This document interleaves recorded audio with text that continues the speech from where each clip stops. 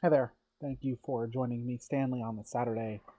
Uh, we just wrapped up our discussion on postmodernism and was trying to think about what else to talk about. And while I was on vacation last week, I uh, read an essay that I've read before, but it really spoke to me in a new way. And in a lot of ways, that's what these videos are all about. Um, in a lot of ways, uh, these videos are about getting us to think and look at things in a new way. Just think about something a little bit different than what we had before, maybe. Uh, Getting us to take another look at things that we already think about and have already talked about before. So um, I figured I would go ahead and share my own experience of this, taking a second look at something I'd already encountered and thought about before. So the essay that I read is The Inner Ring by C.S. Lewis.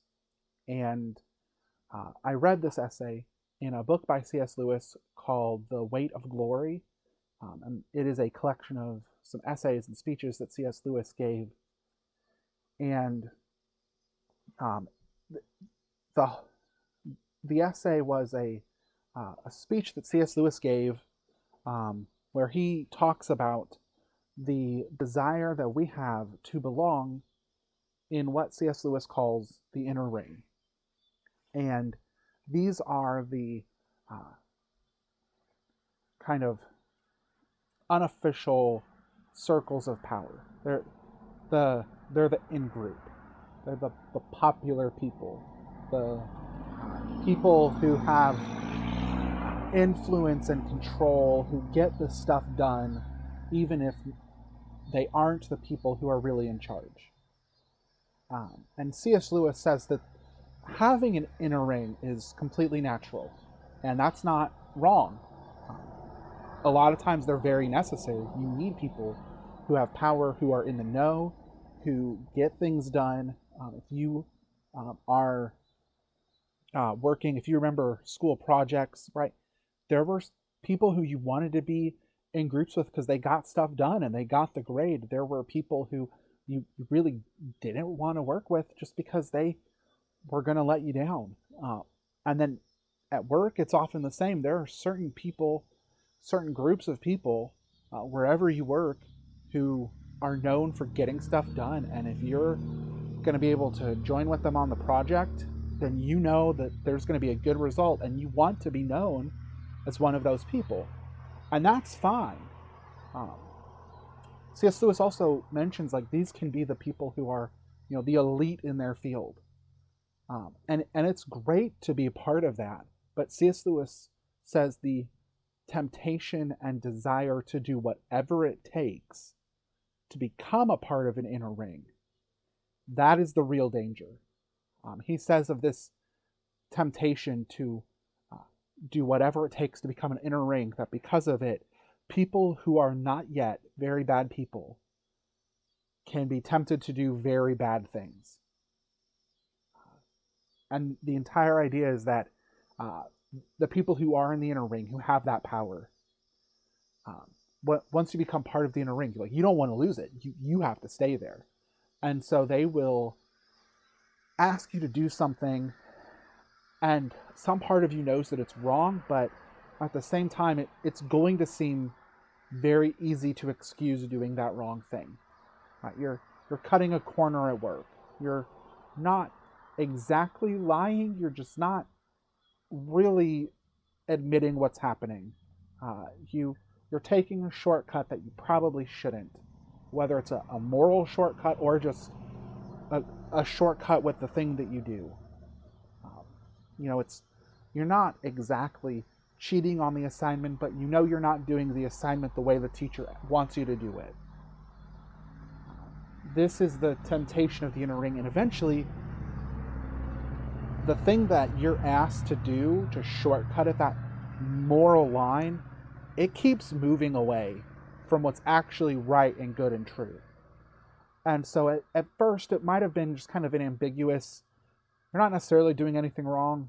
And then the next time you get asked to do a little bit more and you have a little more hesitation, but at the same time, you still think that you ought to do it. And finally, you're doing things that are so reprehensible you never imagined being the kind of person to do it. Except the desire to belong in the inner ring is that strong. And this is the point C.S. Lewis makes. It's a point that I've heard him make before. I'm very comfortable with this work from C.S. Lewis. But I started thinking about what does that look like for us today? And that type of an inner ring, I think that's kind of the basic, this is always what an inner ring has been, and it still exists today. It is still thriving as a temptation. But there is a subtle shift that I think has happened. At least I never recognized this taking place in the same way, to the same degree, to the same extent. But now, I'm seeing people claiming just massive populations as their own inner ring. And then saying, now we're threatened. They're wanting to dissolve us of that position as an inner ring. You need to defend us. You need to fight for us. And it seems like it's happening all over the place. So now it's not like the elite. It's not, the really tight-knit group. The group of 5 or 6 or 10. It's now everyone who's white. And our position in the United States is being threatened. All English speakers, our position in the United States is being threatened by non-English speakers. The people who grew up in the United States were threatened by the refugees. People who are able-bodied and who are male and who fit naturally into the dominant culture of the United States, we're now being threatened. And we have to protect it. We have to defend it because those other people, the outsiders, the refugees, the non-English speakers, the non-white people, the people who aren't in power and haven't fit very well our cultural boxes, those people are now a threat. And it happens on the other side, right? And so on the other side, it probably looks more like a traditional inner ring. It's like,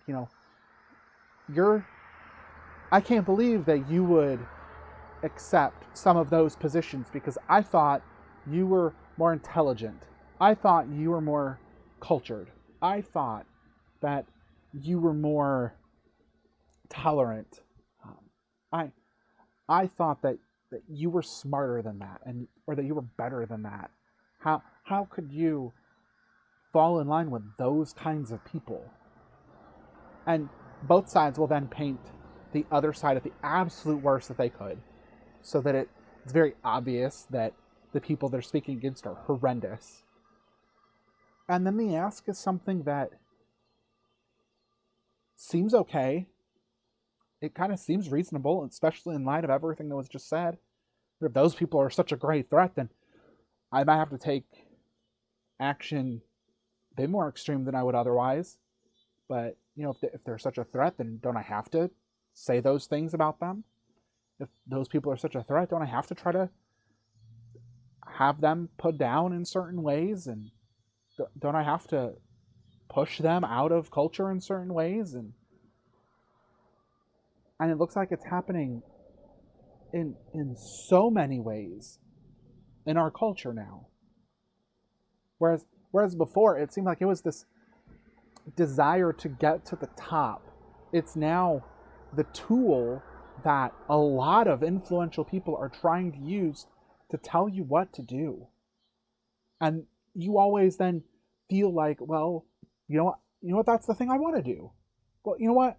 Yeah, no, that's my choice. Well, yeah, you know what, that is kind of how I feel, but that's not really how we feel. I think most of us aren't anywhere near the extremes of what we hear about, but we end up going along with them because, well, that's what I have to do, because that's what the people are saying my kind of people do. That's the temptation of the inner ring. We have to be careful about that temptation. And if you just if you try to be the best person you can be, then that is the way to deal with that temptation. It's a temptation of distraction. The temptation of the inner ring distracts you from what you really desire. So you want excellence at work. You want excellence in your moral makeup. You want excellence in who you are as a person. And those are great things that should be pursued. But then you get around the people who say the right things about you, and they're like, yeah, that's us. You want to be one of us. And instead of just being the best person you can be, now you're the best form of that group. And then that group keeps making demands because that group isn't who you are meant to be. Let's be very careful about that temptation to be part of an inner ring.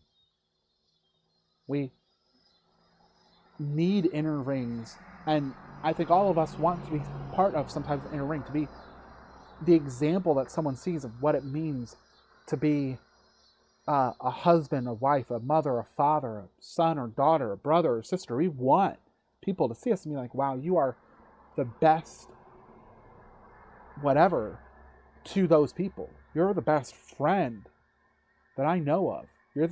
When I think of what it's like to love someone as a spouse, I think of you. We would love to hear that. When I think of what it's like to be a man or a woman, I think of you. You're the kind of person I want to be. We want to hear that. When I think of someone who does this kind of job, I want to be like you. We want to hear that, and those are good words to hear. But we have to be careful, because we earn those words not by doing the things to become some member of a group, not by protecting people like me. We become those kinds of things by carefully looking at who we are and doing what it takes to become the kind of people we want to be. So I would encourage you, listen for that language of the inner ring, because it is all over the place right now. And all different groups are using it. So if you hear the other people using it, listen especially for the way that the people you agree with use that language. Listen for what they want you to do because of it, and ask yourself, is that an okay thing to do?